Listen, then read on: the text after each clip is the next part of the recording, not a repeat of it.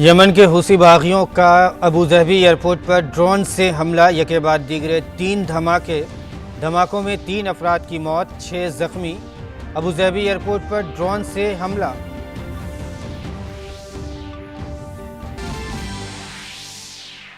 पंजाब में असेंबली इंतखाबात की तारीखों में तब्दीली, 14 फरवरी के बजाय 20 फरवरी को होंगे इंतखाबात।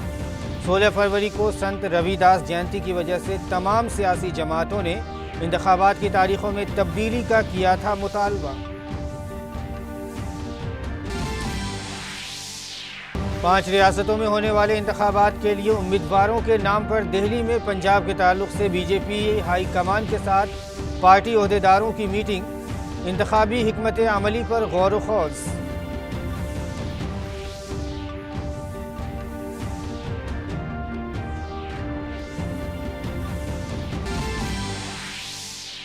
वज़ीर आज़म नरेंद्र मोदी आज दावोस में आलमी इक़्तिसादी फोरम से वीडियो कॉन्फ्रेंसिंग के जरिए करेंगे खिताब। मौसमियाती तब्दीली, समाजी ताल्लुकात और वैक्सीन के मामले पर बराबरी जैसे अहम तरीन मसाइल पर मुश्तरक करेंगे अपने ख्यालात।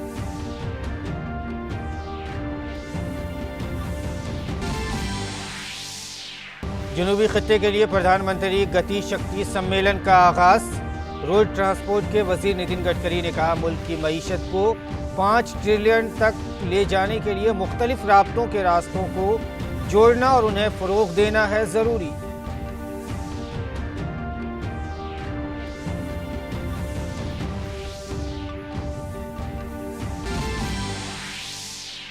नहीं रहे कथक के सरताज पंडित बिरजू महाराज, पद्म विभूषण से सरफराज 83 वर्ष के बिरजू महाराज को पड़ा दिल का दौरा। सदर जमहूरिया, नायब सदर और वजीर आजम का इजहार अफसोस।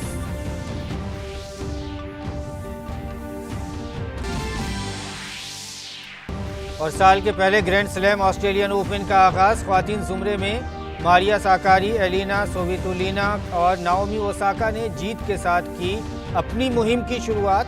राफेल नडाल की भी दूसरे दौर में रसाई।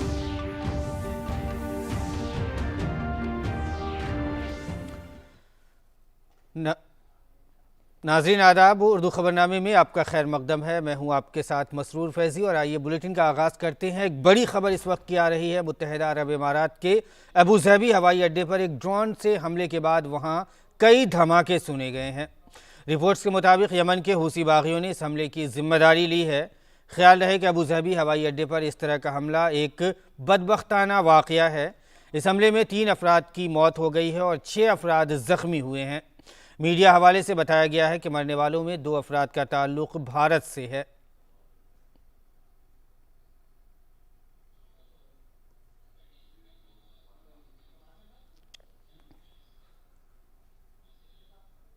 और नाज़रीन, इस सिलसिले में आइए मज़ीद तफसीलात के लिए बात करते हैं। हमारे नुमाइंदे इस वक्त हमारे साथ मालिक अश्तर न्यूज़ रूम से जुड़े हैं। मालिक अश्तर, अबूधाबी में जो ये हमला हुआ है, दिल दहला देने वाला हमला है, जाहिर है अबूधाबी एक सुकून की जगह मानी जाती है, पूरा का पूरा यूएई एक सुकून की जगह मानी जाती है, और वहाँ इस तरह का हूसियों का हमला, तो क्या ताज़ा इत्तलात है इस वक्त आपके पास?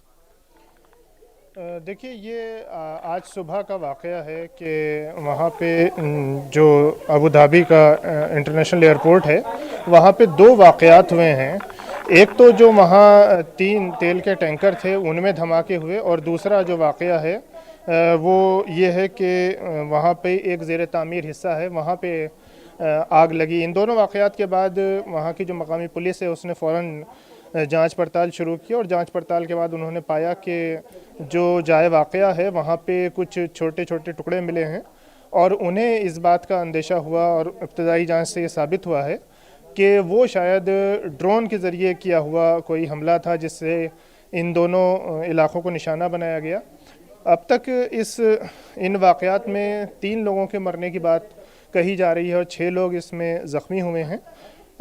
जो हौसी बागी हैं यमन के, उन्होंने दावा किया है कि इस हमले के पीछे उनका हाथ है और उन्होंने मुत्तहिदा अरब अमारात के ख़िलाफ़ इस हमले को अंजाम दिया है। जी, मालिक अख्तर, हम आपसे ये भी जानना चाहेंगे कि इसमें जो हूसी बागियों के हमले के में जो नाम आ रहा है, उन्होंने खुद भी कहा है कि उन्होंने किया है। क्या ये यमन में जो खाना जंगी चल रही है, या यूं कहें कि अरब की तरफ से यमन में जो वहाँ पे जो है यमन में हूसी बागियों से लड़ाई चल रही है, उसमें हालिया दिनों में अगर हम सिर्फ कल की बात करें तो करीब 33 हमले किए गए हूसी बागियों पर, तो क्या इसको उसके रद्द अमल के तौर पर देख सकते हैं? देखिए, ये जो पूरी लड़ाई है जो हौसियों के और जो सऊदी क़यादत का जो अस्करी इत्तेहाद है उसके दरमियान चल रही है, ये पूरी लड़ाई तकरीबन 7 साल से अब जारी है। सितंबर 2014 में अब्दुर्रब्बुहु मंसूर हादी जो वहाँ के सदर हैं, उनको हटा के जो हौसी बागी थे उन्होंने दारुल हुकूमत सना पे कब्ज़ा कर लिया था और अब्दुर्रब्बुहु मंसूर हादी को भाग के अदन जाना पड़ा था और वहीं से वो तब से अपनी हुकूमत चला रहे हैं। और हौसी जो हैं वो लगातार सना से अपना दायरा जो है वो वसी करने की कोशिश कर रहे हैं, वो मुसलसल हमले कर रहे हैं। मार्च 2015 में इस पूरी जो लड़ाई है इसमें सऊदी अरब भी कूद गया और उसने अपनी क़यादत में एक अस्करी इत्तेहाद को साथ लिया और जो हौसियों के ठिकाने हैं उनको निशाना बना के बमबारी शुरू की। 7 साल हो गए हैं, अब तक दोनों ही तरफ से घमसान की लड़ाई हो रही है, एक दूसरे पे हमले किए जा रहे हैं और आम लोग इससे बड़ी बुरी तरह से मुतासिर हैं। बहुत बड़े पैमाने पर जानी नुकसान हुआ है, लेकिन इस लड़ाई के ख़त्म होने का कोई इम्कान कहीं से नज़र नहीं आ रहा है। जी, मैंने इसीलिए कहा था कि मारिफ वगैरह में भी हमने देखा है कि गुज़िश्ता दिनों में तकरीबन 350 के करीब जो है हूसी मारे गए हैं, जिनको ईरान की हिमायत भी कहा जा रहा है हासिल है, मलेशियन हूसी कहे जा रहे हैं, तो बड़ी तादाद में मारे गए हैं। उसका एक जाहिर है कि क्योंकि अरब की हिमायत से वो लड़ाई वहाँ पे आगे बढ़ रही है, तो एक रद्द अमल हो सकता है। ये देखिए, मारिब में और उसके आसपास जो सऊदी इत्तेहाद है वो मुसलसल पेशकदमी कर रहा है और जाहिर है उसको लेकर भी एक हौसियों के अंदर एक उसके बाद से एक मायूसी की कैफियत है। और दूसरी तरफ से अभी पिछले दिनों दिसंबर के वस्त में हमने देखा था कि सऊदी अस्करी इत्तेहाद ने सना का जो बैनुल-अक़वामी हवाई अड्डा है उसको भी निशाना बनाया था और उससे भी ऐसा कहा गया था कि जो इससे जो अस्करी हैसियत है हौसियों की उसको काफ़ी नुकसान पहुंचा है। तो ये मुमकिन है कि ये जो हमला हुआ है और जो इस तरह की अस्करी वारदातें मुसलसल हौसी अंजाम दे रहे हैं, ये उसी के एक इंतकाम के तौर पर की गई हो। बिल्कुल, बहुत बहुत शुक्रिया मालिक अख्तर आपका हमारे साथ जुड़ने के लिए और ताज़ा तरीन इत्तलात के लिए। तो नाज़रीन, मुत्तहिदा अरब इमारात के अबू ज़हबी हवाई अड्डे पर एक ड्रोन हमला हुआ है, जिसमें 3 लोगों के फ़िलहाल मारे जाने की खबर आ रही है, जिसमें 2 भारतीय भी शामिल हैं। फ़िलहाल हम बुलेटिन में आगे बढ़ते हैं। हिमाचल प्रदेश के सिरमौर से भी एक अफसोसनाक खबर आ रही है। हिमाचल प्रदेश के नाहिन पाउटना साहब शनराई हिंस हाईवे पर तोदे खिसकने का वाक़या रूनुमा हुआ है। तोदे खिसकने के इस वाक़े में 3 अफराद की मौत की खबर है। हाईवे की तामीर में लगी पोकलैन मशीन भी बर्बाद हो गई है। और बुलेटिन में आगे बढ़ते हैं। वज़ीर आज़म नरेंद्र मोदी आज रात 8:30 बजे आलमी इक़्तिसादी फ़ोरम के दावोस एजेंडे में वीडियो कॉन्फ्रेंसिंग के ज़रिए दुनिया के हालात के मौजू पर ख़िताब करेंगे। ये प्रोग्राम आज से शुरू होकर 21 जनवरी 2022 तक जारी रहेगा। वज़ीर आज़म नरेंद्र मोदी के अलावा जो आलमी रहनुमा ख़ुसूसी ख़िताब करेंगे, उनमें जापान के वज़ीर आज़म किशिदा फूमियो और अक़वाम मुत्तहिदा के सेक्रेटरी जनरल एंटोनियो गुतरेस, यूरोपीय कमीशन के सदर उर्सुला वान डेर लेयन और ऑस्ट्रेलिया के वज़ीर आज़म स्कॉट मॉरिसन, इंडोनेशिया के सदर जोको विदोदो, इसराइली वज़ीर आज़म नफ्ताली बेनेट, अमरीकी वज़ीर ख़जाना जेंट एल येलन और नाइजीरिया के नायब सदर यमी ओसन बाजू शामिल हैं। इस प्रोग्राम में सनअती दुनिया के बड़े रहनुमा, बैनुल-अक़वामी तंजीमें और सिविल सोसाइटीज़ भी हिस्सा लेंगी। तमाम शरका दुनिया को दरपेश अहम चैलेंजों पर गौर व खौज करेंगे और इनसे निपटने के तरीक़ों पर बातचीत भी करेंगे। मरकज़ी इलेक्शन कमीशन ने पंजाब असम्बली इंतखाबात के लिए पोलिंग की तारीख में तब्दीली कर दी है। पंजाब में अब 14 फरवरी की जगह 20 फरवरी को इलेक्शन होगा। इंतखाबी कमीशन ने रविदास जयंती के सबब पोलिंग की तारीखों में तब्दीली की है। रियासत में हुक्मरान जमात कांग्रेस और बीजेपी समेत कई जमातों और मजहबी तंजीमों ने कमीशन से पोलिंग की तारीखों में तब्दीली का मुतालबा किया था। उनका मानना था कि 16 फरवरी को रविदास जयंती की वजह से रियासत से बड़ी तादाद में अक़ीदतमंद वाराणसी जाते हैं और इस वजह से वो अपने हक़ राय दही का इस्तेमाल नहीं कर पाएंगे। सियासी जमातों और मुख्तलिफ तंजीमों के इस मुतालबे के पेश नज़र कमीशन ने पोलिंग की तारीखों में तब्दीली का फैसला किया है। इस सिलसिले में कमीशन ने नामजदगी की तारीखों में भी तब्दीली की है। 25 जनवरी को नोटिफिकेशन जारी किया जाएगा। नामजदगी की आखिरी तारीख 1 फरवरी और पर्चों की जांच 2 फरवरी को होगी। नाम वापसी की आखिरी तारीख 4 फरवरी तय की गई है और पोलिंग 20 फरवरी को होगी।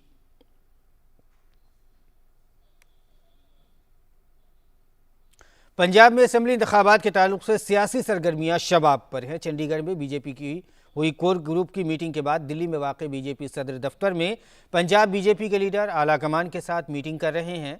मीटिंग के लिए बीजेपी सदर जेपी नड्डा, अमित शाह और हरदीप सिंह बीजेपी सदर दफ्तर में हैं। ख्याल किया जा रहा है कि मीटिंगों में टिकटों की तकसीम के साथ साथ इंतखाबी हिकमत अमली के ताल्लुक से भी गौर खौज किया जाएगा। ख़ास बात यह है कि पंजाब में बीजेपी का इस बार अमरिंदर सिंह की पार्टी के साथ इत्तेहाद है और इस लिहाज से इस बार का इंतखाब काफ़ी दिलचस्प माना जा रहा है।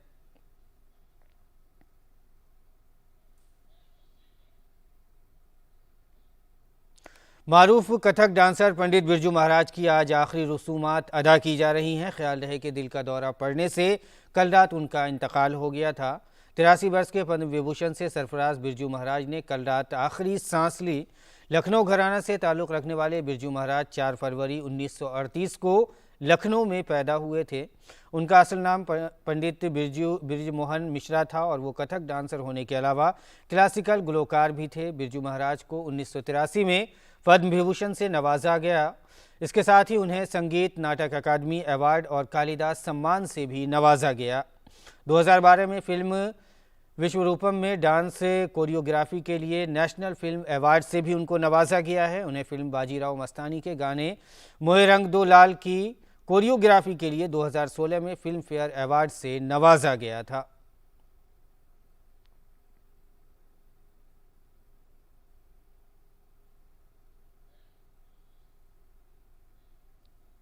इसमें कोई शक नहीं कि कथक के सरताज के इंतकाल से इस शोबे में खला आ गया है। पंडित बिरजू महाराज के इंतकाल पर हर कोई अपने अपने अंदाज में उन्हें खिराज अकीदत पेश कर रहा है।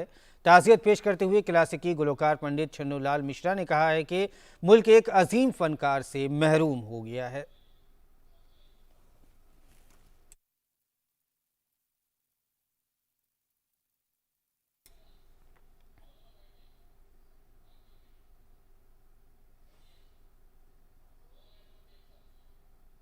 हमारे देश के एक बहुत बड़े कलाकार नृत्य के बिरजू महाराज का निधन हो गया।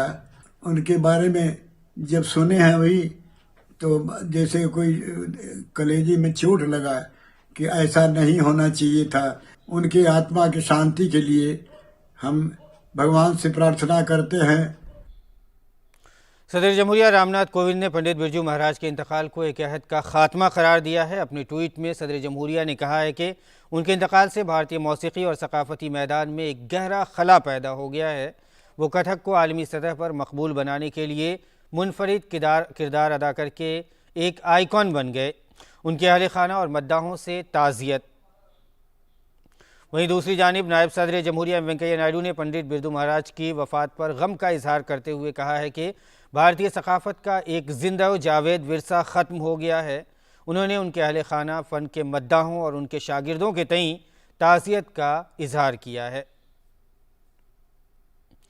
पंडित बिरजू महाराज की मौत पर गम का इजहार करते हुए वज़ीर आज़म नरेंद्र मोदी ने कहा है कि भारतीय रक़्स को पूरी दुनिया में ख़ास पहचान दिलाने वाले पंडित बिरजू महाराज के इंतकाल से उन्हें बेहद दुख हुआ है। उनका इंतकाल पूरी फ़नी दुनिया के लिए एक नाकाबिले तलाफ़ी नुकसान है। वज़ीर आज़म नरेंद्र मोदी अपने पार्लिमानी हल्के वाराणसी के पार्टी कारकुनान से कल यानी 18 जनवरी को वर्चुअल तौर पर बातचीत करेंगे। इसके लिए नमो ऐप पर भी मशवरे तलब किए गए हैं। इस ताल्लुक से डीडी न्यूज़ ने काशी के बीजेपी सदर महेश चंद्र श्रीवास्तव से खुसूसी बातचीत की। पेश है ये खास रिपोर्ट। प्रधानमंत्री वाराणसी के भाजपा कार्यकर्ताओं को 18 तारीख यानी मंगलवार को वर्चुअल बातचीत करेंगे उनसे, और इसको लेकर यहाँ कार्यकर्ताओं में काफ़ी उत्साह है, तैयारियां हैं भारतीय जनता पार्टी की तरफ से। हमारे साथ बात करने के लिए काशी क्षेत्र के अध्यक्ष महेश श्रीवास्तव जी हैं। अध्यक्ष जी, ये क्या तैयारी है और कार्यकर्ताओं में कितना उत्साह है प्रधानमंत्री जी के संबोधन को लेकर? देश के यशस्वी प्रधानमंत्री, काशी के लोकप्रिय सांसद अपने संसदीय क्षेत्र के कार्यकर्ताओं से नमो ऐप पे संवाद करेंगे। हम सब अपने कार्यकर्ताओं से अनुरोध किए हैं कि नमो ऐप के कमेंट बॉक्स में जाके आप अपने सुझाव और प्रश्न अपने सांसद आदरणीय मोदी जी से संवाद की दृष्टि से कर सकते हैं। निश्चित रूप से प्रधानमंत्री जी हम सब कार्यकर्ताओं के ऊर्जा के पुंज हैं। जब वो हमसे जुड़ते हैं, उनका मार्गदर्शन हम सब कार्यकर्ताओं को मिलता है, तो निश्चित रूप से कार्यकर्ता उत्साहित होते हैं, ऊर्जा से ओतप्रोत होते हैं। हम सबको काम करने की प्रेरणा मिलती है, काम करने का तरीका पता चलता है। भारतीय जनता पार्टी कोई ऐसी व्यवस्था की है कि पूरे बनारस के या काशी क्षेत्र के कार्यकर्ताओं के सुझाव और संवाद हो सके? नहीं, कोई भी कार्यकर्ता नमो ऐप पे संवाद कर सकता है। साथ ही हम सब एक लिंक भी जनरेट किए हुए हैं, उस लिंक को डाउनलोड करके भी हम सब नमो ऐप के माध्यम से संवाद कर सकते हैं। स्वाभाविक रूप से कार्यकर्ता स्वतः जुड़ रहा है, वर्चुअली जुड़ना है, इसलिए कोई ऐसी उसमें तैयारी की ज़रूरत नहीं है। चूँकि वर्चुअली जुड़ना है नमो ऐप से, इसलिए किसी ऐसी तैयारी की ज़रूरत नहीं है। और प्रधानमंत्री जब वाराणसी खासतौर से अपने संसदीय क्षेत्र के कार्यकर्ताओं से बात करते हैं तो उनके अंदर गजब का उत्साह होता है, और चुनाव में इस समय तो संजीवनी का काम करेगा उनका यह वर्चुअल संबोधन। और उत्तराखंड में काबीना वजीर रहे हरक सिंह रावत बीजेपी से निकाले जाने पर अफसरदा हैं। पार्टी मुखालिफ सरगर्मियों की वजह से उन्हें वजीर आला पुष्कर सिंह धामी ने रात देर गए काबीना से निकाल दिया था, और उसके बाद बीजेपी ने भी 6 साल के लिए उनकी पार्टी की रुकनीत ख़त्म कर दी है। हरक सिंह रावत ने पहले भी अपने इलाके में सहूलियात का मुतालबा करते हुए इस्तीफ़ा देने की धमकी दी थी। हालांकि इस वक्त किसी तरह की उनकी बात बन गई थी, लेकिन अब इलेक्शन से पहले वज़ीर आला और पार्टी की जानिब से एक्शन लिया गया है। हालांकि अब ये कहा जा रहा है कि वो कांग्रेस पार्टी में शामिल हो सकते हैं। हमारी पार्टी में वो आए और हमने उनको बहुत सहज से और कई बार जो विकास के मामले में उन्होंने जितनी बातें भी जो भी करी हम लोगों ने हमेशा किया, लेकिन फिर भी चूंकि हमारी पार्टी हमारा परिवार बड़ा परिवार है, हमने कोशिश करी हमेशा उनको लेकर चलें। लेकिन यहाँ पर चूंकि स्थितियाँ ऐसी हो गई कि वो अपने समेत अपने परिवार के लिए और अन्य लोगों के लिए पार्टी पर दबाव कर रहे थे, तो इसलिए पार्टी ने निर्णय लिया। निश्चित रूप से हमने तय किया है कि एक परिवार से एक व्यक्ति को ही टिकट दिया जाएगा, और किसी के परिवार में हम 2 टिकट 3 टिकट नहीं देंगे, क्योंकि हमारी पार्टी हमेशा इसके खिलाफ है। और इसी दरमियान उत्तराखंड में कांग्रेस को आज एक बड़ा धचका लगा है। नैनीताल से साबिक मेंबर असेंबली और खातून कांग्रेस की रियासती सदर सरिता आर्या अपने बागी तेवर के बाद अब बीजेपी में शामिल हो गई हैं। बीजेपी रियासती सदर मदन कौशिक ने उन्हें देहरादून में पार्टी की रुकनीत दिलाई। इस दौरान वज़ीर आला पुष्कर सिंह धामी भी मौजूद रहे।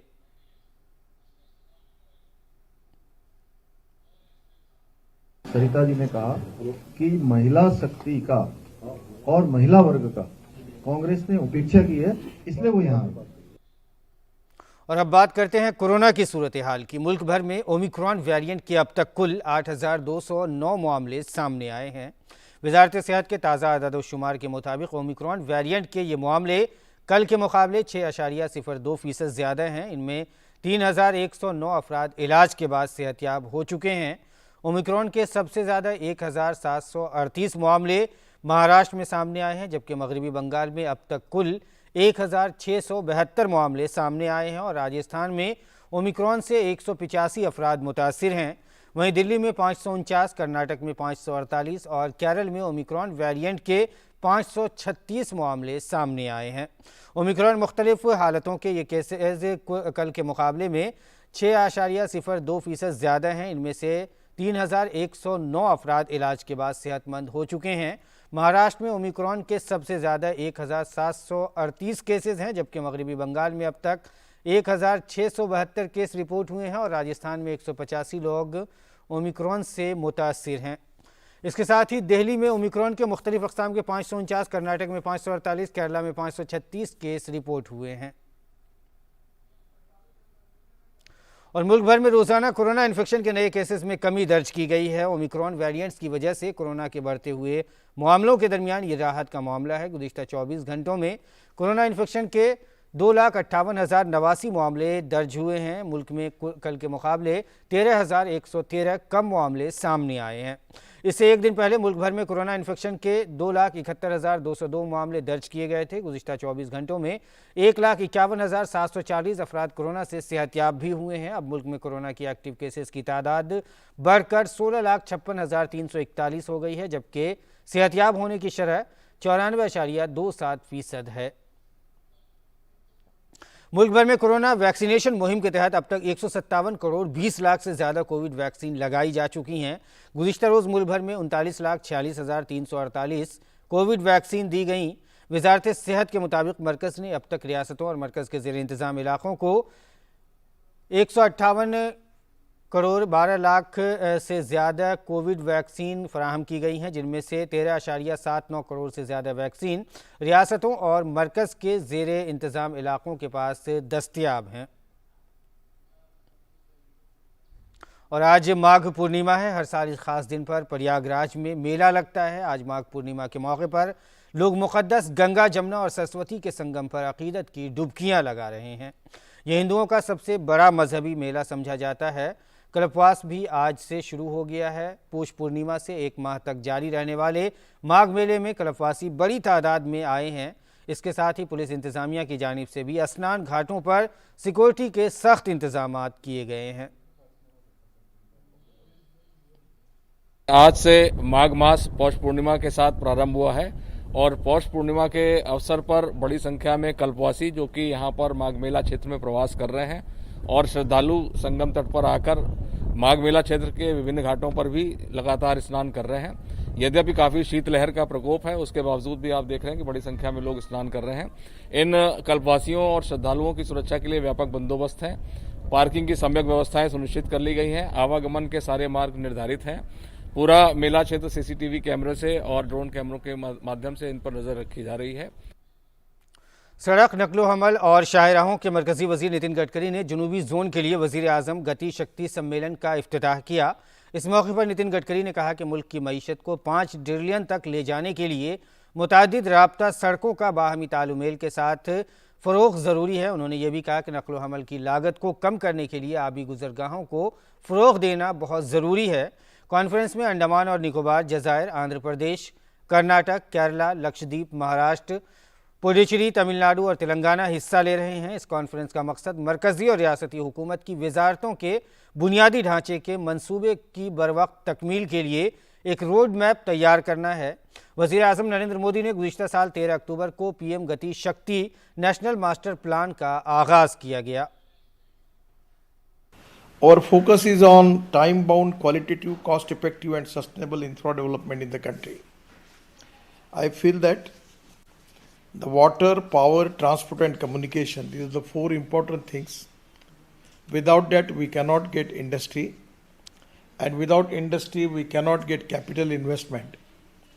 And without capital investment, we cannot create employment potential. By creating employment potential, not we are going to increase the per capita income of the state of the country, but it is equally important the growth of the state and growth of the country. और दुनिया भर में Omicron variant की वजह से corona के मामलों में तेज़ी से इजाफा हो रहा है। अब तक कोरोना इन्फेक्शन के 32 करोड़ 86 लाख से ज़्यादा मामले सामने आए हैं। वहीं 55,57,000 अफराद की कोरोना इन्फेक्शन से मौत हो चुकी है। कोरोना के ओमिक्रॉन वेरिएंट के मामले अमेरिका में तेज़ी से बढ़ रहे हैं। अमेरिका में अब तक कोरोना के कुल 6 करोड़ 69 लाख मामले सामने आए हैं। अमेरिका में अब तक 8,73,000 से ज़ायद अफराद की मौत हो चुकी है। वहीं यूरोपीय ममालिक में भी ओमिक्रॉन वेरिएंट के मामलों में इजाफा हो रहा है। बरतानिया में सबसे ज़्यादा 1 करोड़ 52 लाख मामले सामने आए हैं। वहीं फ्रांस में भी कोरोना से मुतासरीन की तादाद 1 करोड़ 41 लाख से ज़्यादा हो चुकी है। रूस में 1 करोड़ 8 लाख से ज़्यादा मामले सामने आए हैं और जर्मनी में 79,91,000 से ज़्यादा मामले सामने आए हैं। और खेल की खबरों में जनूबी अफ्रीका के खिलाफ यकरोज़ा सीरीज़ से पहले टीम इंडिया के नायब कप्तान जसप्रीत बुमराह ने एक वेब प्रेस कॉन्फ्रेंस में कहा कि अगर उन्हें टेस्ट टीम की कप्तानी का मौका मिलता है तो उनके लिए एजाज़ की बात होगी। साथ ही विराट कोहली के टेस्ट कप्तानी छोड़ने पर उन्होंने कहा कि ये उनका ज़ाती मामला है। साल के पहले ग्रैंड स्लैम ऑस्ट्रेलियन ओपन के पहले दिन ख्वातीन ज़ुमरे में यूनान की मारिया साकारी ने जीत के साथ ही अपनी मुहिम की शुरुआत की है। मारिया ने पहले दौर के मैच में जर्मनी के तजाताना मारिया को 6-4, 7-6 से शिकस्त दी। एक दिगर मुकाबले में यूक्रेन की एलिना सोवेतोलिना ने भी जीत के साथ अपनी मुहिम का आगाज़ किया। सोवेतोलिना ने अपने पहले दौर के मुकाबले में फ्रांस की फियोना फ्यूरो को 6-1, 7-6 से शिकस्त दी। जापान की नाओमी ओसाका ने भी दूसरे दौर में जगह बना लिया। ओसाका ने पहले दौर के मैच में कोलंबिया की कैमिला ओसोरियो को 6-3, 6-3 से मात दी। वहीं बेलारूस की विक्टोरिया अज़रेंका ने पहले दौर के मुकाबले में हंगरी की पंता ओडोरोडी को 6-3, 6-1 से शिकस्त देकर अगले दौर में जगह बना ली है। खातिन ज़ुमरे में एक मैच में उलटफेर देखने को मिला। चीन की चियांग वांग ने अमेरिका की 18वीं सीड याफ्ता कोको गॉफ को सीधे सेट में 6-4, 6-2 से शिकस्त दे दी। वहीं मर्दों के ज़ुमरे में अगर बात करें तो स्पेन के राफेल नडाल ने भी जीत के साथ अपने सफ़र की शुरुआत की है। नडाल ने अमेरिका के मार्कोस गिरोन को 6-1, 6-4, 6-2 से सीधे सेट में शिकस्त दी। एक दूसरे मैच में इटली के मैथ्यू बैरेटैनी ने दूसरे दौर में जगह बना ली है। पहले दौर में बैरेटैनी ने अमेरिका के ब्रेंडन नाकाशिमा को 4-6, 6-2, 7-6, 6-3 से मात दी। और नाज़रीन, इसके साथ ही उर्दू खबरनामा इख्तिताम को पहुंचता है, लेकिन जाते जाते आपको बता दें कि कोरोना के ओमिक्रॉन वेरिएंट की वजह से एहतियात बरतने की ज़रूरत है। अपना ख्याल रखें और मास्क का ज़रूर इस्तेमाल करें। सरकार ने जो गाइडलाइंस जारी की हैं उसको भी ज़रूर फॉलो करें ताकि अपना और अपने अहले खाना की हिफाजत कर सकें। फ़िलहाल इजाज़त दीजिए, आदाब।